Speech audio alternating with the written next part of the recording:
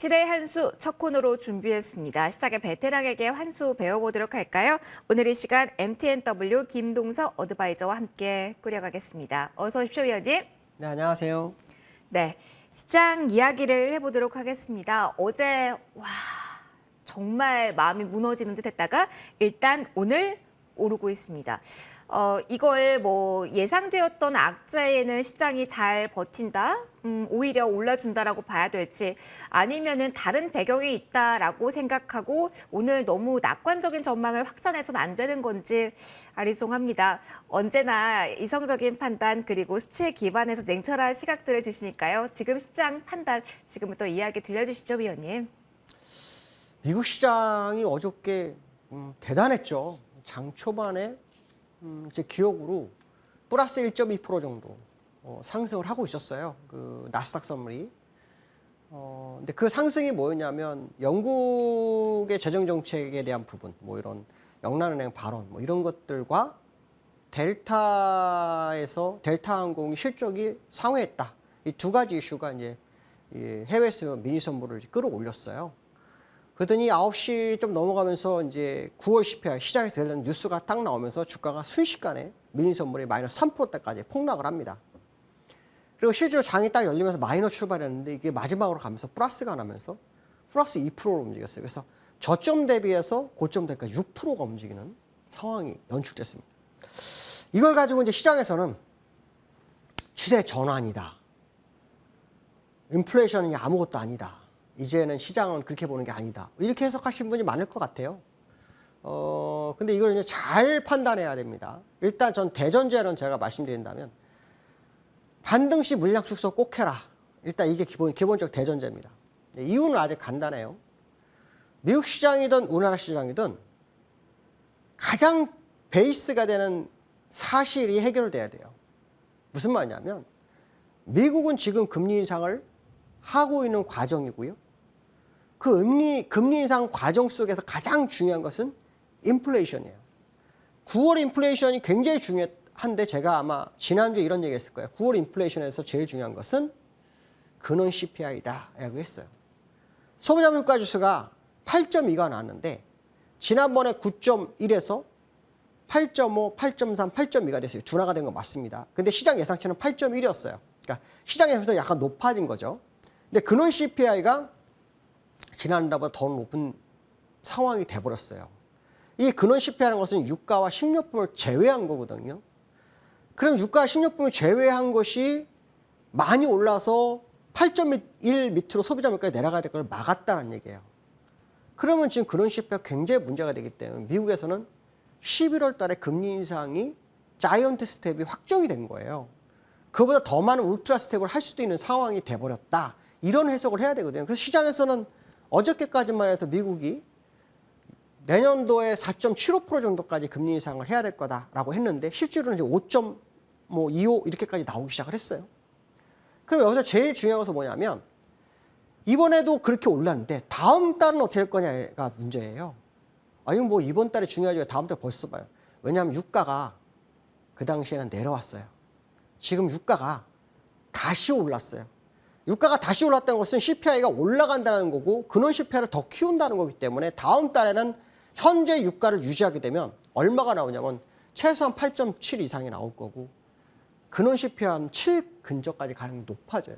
그렇다 그러면 11월 달에 금리 인상이 굉장히 강화돼야 될 상황인데 미국 시장이 하락을 하고 올라요.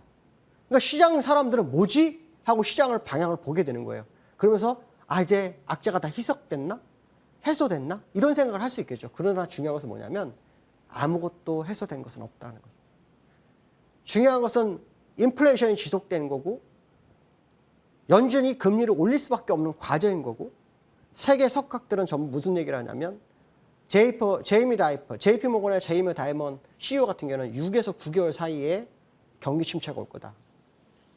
미국의 연준 의장이었는데 벤 버냉키 의장은 앞으로 1, 2년 스태그플레이션이 올 거다. 이런 얘기를 하고 있어요. 이 스태그플레이션은 굉장히 무서운 거예요. 왜냐하면 미국은 고용과 인플레이션 두 가지를 보잖아요. 근데 지금 고용이 어떤 상태예요? 완전 고용 상태에 있어요. 실업률이 3.5니까. 근데 저성장이 되면 실업자가 생겨버리죠. 그러니까 저성장이 돼버리면 미국은 상당히 문제가 되는 거예요. 그렇기 때문에 인플레이션을 빨리 잡고 그다음에 저성장을 나중에 다시 잡는 이런 전략을 구사해야 되거든요. 그럼 금리를 빠르게 올려야 되는데 올리지 않고 있는 상황이죠. 그런 이런 상황 속에서 미국이 급등을 하니까 시장이 환호한 거예요. 이게 뭐지 하고 어리둥절할 거예요. 근데 저는 이제 이거에 대해서 사실은 많은 생각을 했어요. 정말 많이 생각을 해봤는데 이건 이제 틀릴 수가 있어요. 틀릴 수도 있지만 제 개인적 생각을 말씀드릴게요. 미국은 다음 주가 만기입니다. 다음 주가 만기인데 유가가 하락을 했었기 때문에 소비자 물가지수가 낮아질 거라고 생각한 누군가는 상방을 준비하고 있었을 거라고 판단하고 있습니다. 그런데 어저께 급격하게 하락을 하니까 그걸 밑에서 받아서 단가 낮추기를 했을 확률이 높고 그러면서 중간에 털어버리면 윗꼬리가 길어지기 때문에 그냥 종가까지 끌어갔을 확률이 굉장히 높다고 판단하고 있습니다. 만약에 제가 생각하는 내피셜이 맞다면 오늘 밤 아니면 늦어도 또 월요일 밤부터는 주가가 변화가 들어와야 될 거다라는 생각을 해야 되겠죠. 왜냐? 아까 말씀하신 것처럼 미국 시장은 대전제가 바뀐 게 하나도 없다라는 거예요. 고금리 상태를 유지해야 된다. 실제로 시장에서는 이런 얘기도 있어요. 4.75까지 올려놓고 일단 당분간 관망하겠다. 근데 제가 아까 말씀한 것처럼 스태그플레이션이 올 확률이 높아요. 그렇게 되면 연준으로서는 또 한 번의 악수를 들 수 있는 그런 상황이기 때문에 연준은 아마도 금리를 더 올려야 될 거다라고 판단했을 때 지금 인플레이션이 내려오지도 않았는데 시장이 환호를 해서 추세 전환으로 보는 것은 아니지 않겠나 뭐 이런 생각 한번 해봐야 될 것 같고요. 기술적으로 보면 지금 여기 장대 양봉이 나왔잖아요. 이거로 보면 이평 공부하신 입장에서는 정말 좋은 차트 나왔는데 아마 그런 생각 할 것 같아요. N자형이잖아요. 양봉 2개 주고 쭉 밀어서 장대 양봉을 세웠으니까 완벽한 차트잖아요. 근데 이거를 이렇게 올릴 만한 재료가 없었다는 거예요. 어저께 실적이 좋아진 건 사실이에요. 몇 개 기업 실적이 좋게 나왔어요. 근데 분명한 실적이라는 것은 하락을 멈추게 하지 추세를 전환시키진 않아요. 추세를 새롭게 끌고 가진 않습니다. 항상 실적은. 과거 사례를 보면 항상 추가 하락을 방어하거나 약간 올려서 다시 시간을 벌고 하락 이격을 벌어주고 그 이슈가 지나가면 다시 원래 이슈로 돌아와서 주가를 밀어내는 게 시장의 모습이거든요. 그 모습을 본다면 지금 현재 이 상황은 앞으로 이틀이면 확인이 될 거예요. 더 갈 거라면 올라설 거고요.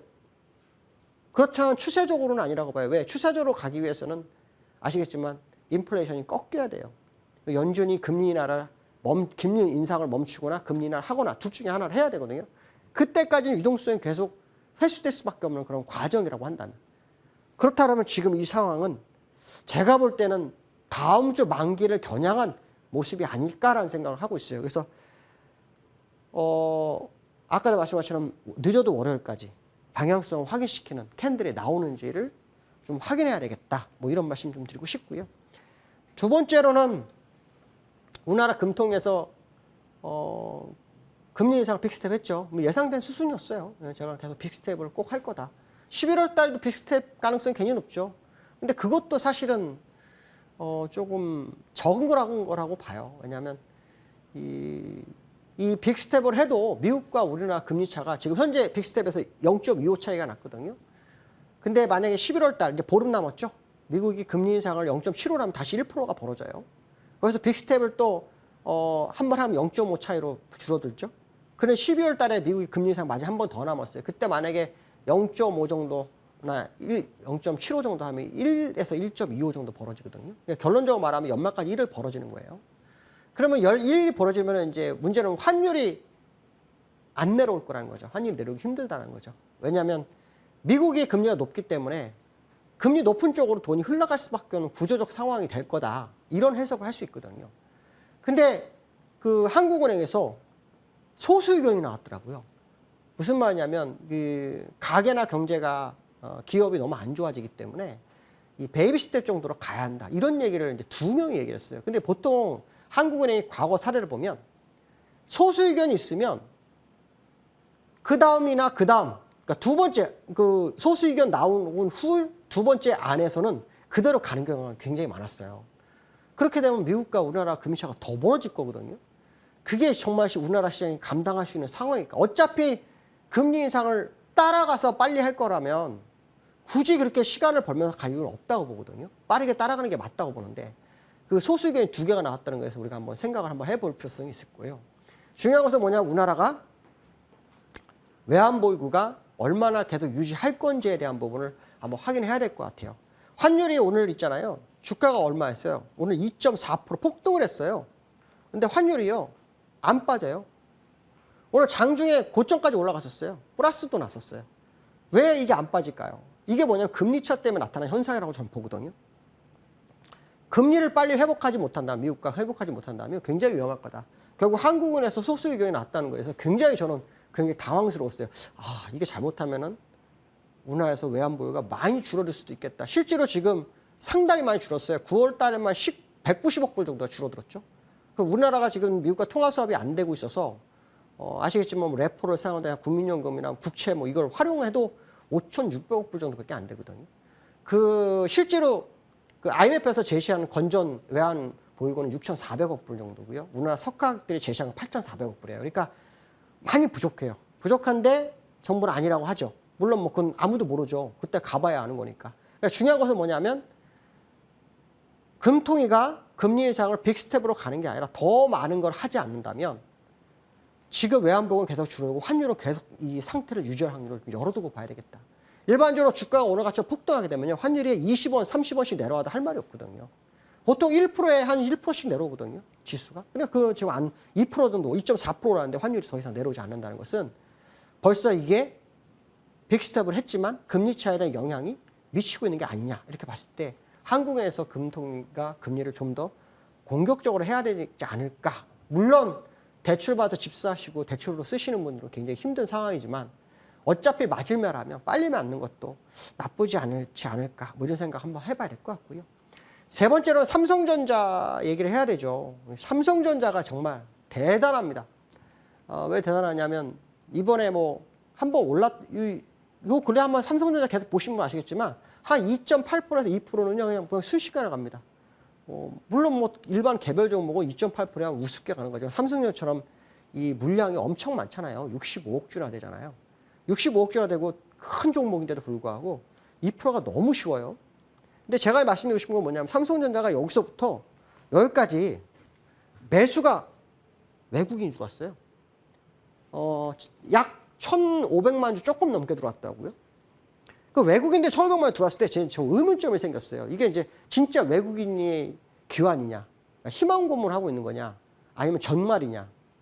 따져보니까 어떤 생각을 하냐면 여러 한번 이제 개인적 생각입니다. 물론 세상이 바뀌면 모든 가치관이 바뀔 수도 있어요. 그렇지만 일단 우리가 기존에 알고 있는 거 보면, 자, 여기가 9월 달에 여기서부터 여기까지 개인이 2조를 샀어요. 근데 외국인이 여기서 이만큼 올려줘서 본전을 만들어줬어요. 이게 납득이 가나요? 일반적으로 개인들이, 물론 좋은 쪽을 해석해서 개인들이 정말 기술적으로 능력이 돼서 바닥을 받아가지고 올라갈 걸 알았기 때문에 잘한 거다, 이렇게 해석할 수 있지만, 정상적이라 그러면 개인들이 매수를 한 상태에서 이걸 끌어올리는 굉장히 어렵다고 보거든요. 그러니까 수급적으로 외국인이 들어온 게 정말 진짜 외국인이냐에 대해 의문점이 생기는데, 그걸 이 차트를 확대해서 보면 지금 현재 자리가 이 수평으로 그어보면요, 여기하고 여기거든요. 요 구간을 한번 수급 한번 검토 한번 해보세요.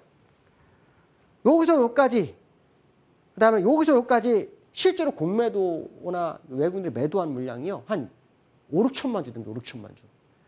5, 6천만 주가 되는데 1,500만 주로 제자리를 갖다 놓으면 이 외국인은 돈이 엄청 많아서 시장에다 막 버리고 있는 거거든요. 생각해보세요. 매도를 자기가 해놓고 다시 매수를 해서 제자리를 갖다 놨어요. 그러면 얼마나 큰 손실이겠어요. 그죠? 그러니까 수급의 논리로 이게 지금 안 맞는다는 거죠. 그러니까 시장에서 어떤 뉴스가 나오냐면 TSMC에 갔던 주식이 삼성전자하고 하이닉스에 들어오는 거야, 이런 식으로 또 해석하대. 그건 또 나중에 뚜껑을 열어봐야 돼요. 시간이 지나보면 알겠죠. 그렇지만 전체적으로 우리가 항상 보는 건 뭐냐면 현재 상태에서 이게 맞냐는 거죠.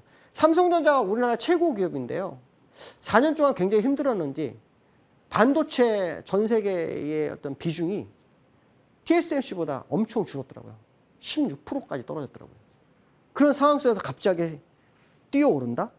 좀 이해가 안 되는 분 굉장히 많아요. 그래서 외국인들이 만약에 정말이라 그러면 여태 매도했던 물량만큼은 두어야 될 거다. 여기서부터 매도한 것만 거의 한 5천만 주, 6천만 주 됩니다. 지금 1,500만 주 들어온 거 가지고 삼성전자 기환을 인정해야 되는지에 대해서 한번 고민을 좀 한번 해보셨으면 좋겠다, 이 말씀 해드리고 싶습니다. 그래서 아직까지는 저점 매수 구간이다라고 말하기가 상당히 부담스럽다고 말씀드리고 싶고 조금 더 시간을 두고 좀 보시는 게 좋겠다. 이런 말씀 좀 드리고 싶고요. 세 번째는 코스피인데요. 코스피도 지금 요즘 외국인이 엄청 사죠. 근데 그 외국인이 다 삼성전자, 하이닉스예요. 그러니까 어떻게 보면 외국인이 들어왔지만 진정한 외국인이 들어왔는지는 좀 더 확인해야 되겠죠. 근데 제가 이제 제일 중요한 건 뭐냐면 외국인들이 정말 돈이 많은구나라는 생각이 또 들은 게 이 코스피였어요. 왜냐하면 그저께 외국인이요. 요 지수에서 그 선물만 1조 3천억을 매도했어요. 그리고 요날 있죠, 요날. 4거래일 전, 5거래일째 된 날, 요날도 1조 3천억을 매도했어요. 그러면 6거래일 동안 외국인들의 선물에서만 2조 6천억을 던진 거거든요. 2조 6천억을 던졌는데 오늘 갭 상승해갖고 올려요. 그러면 이거 다 손실 아닌가요? 평단가도 안 맞는 거예요. 그럼 완전 손실 났습니다는 건 결국 시장에다 돈을 막 뿌린 거잖아요. 남들이 다 가져가라고 돈 던진 거밖에 안 되는 거거든요. 이게 맞을까에 대한 의미 좀 한번 생각해 봐야 돼요. 물론 뭐 방향을 잘못 잡아서 끌어올릴 수도 있겠죠. 그래서 저는 여기서부터 여기 움직임이 굉장히 좀 아이러니한 움직임을 보이고 있다. 외국인이 매수한 거는 아까 말씀드린 삼성전자가 하이닉스에 몰린 돈이기 때문에 그거를 코스피 전체로 보기에는 굉장히 부담스러운 상황인 거고 그 상황 속에서 선물마저도 외국인의 매도가 안 맞는다는 거죠. 이럴 경우에는 항상 나중에 후폭풍이 돌아오는 경우 굉장히 많습니다. 그래서 오늘 밤 미국장 흐름 늦어도 월요일까지 미국장의 흐름이 정말 위로 가는지 아니면 되돌리는지를 꼭 확인하시죠. 만약 되돌린다 그러면 희망 고문이었다라는 걸 한번 생각해 봐야 될 거 같고 만약에 올린다 그러면 단기적으로 반등을 시도해 볼 만한 상황이 있을 수도 있지 않을까라는 생각도 해봅니다. 그러나 제가 꼭 말씀드리고 싶은 건 뭐냐면 대의 이슈가 변하지 않는다는 그 이슈가 변화하지 않는다면 결국 그것은 다 매도의 기회로 봐야지 추세 반전을 봐서는 안 된다. 결론적으로 말하면 올해까지는 시장이 쉽지만 않을 거라 생각을 해야지 올해 추세 전환을 생각하는 것은 아니지 않느냐. 적어도 내년 1분기까지 미국이 인플레이션에 대한 어떤 변화 그리고 그 상황 속에서 금리에 대한 정확한 로드맵이 확인되기 전까지는 시장을 추세 전환으로 접근하는 것보다는 리스크 관리로 접근하시는 것이 더 현명할 거다. 이런 말씀 좀 드리고 싶습니다. 오늘 여기까지 하겠습니다. 감사합니다. 네, 대전제는 변하지 않았다. 반등시는 매도 의견 계속 가지고 가야 된다라는 말씀해 주셨고요. 간밤에 미국 증시가 강하게 올랐는데 이게 정말로 그 의미를 가지고 있는지는 오늘 밤 늦어도 월요일까지 흐름 본 다음에 판단을 해야 된다. 그리고 지금 반도체 투톱에 대해서도 외국인 수급 조금 더 고민할 필요가 있다라는 점 분석 들어봤습니다. 조금 더 기다려 보도록 하죠. 자, 일단 오늘 이야기 여기서 마무리 짓도록 하겠습니다. 지금까지 MTNW 김동섭 어드바이저와 함께했습니다. 위원님, 오늘도 소중한 말씀 고맙습니다.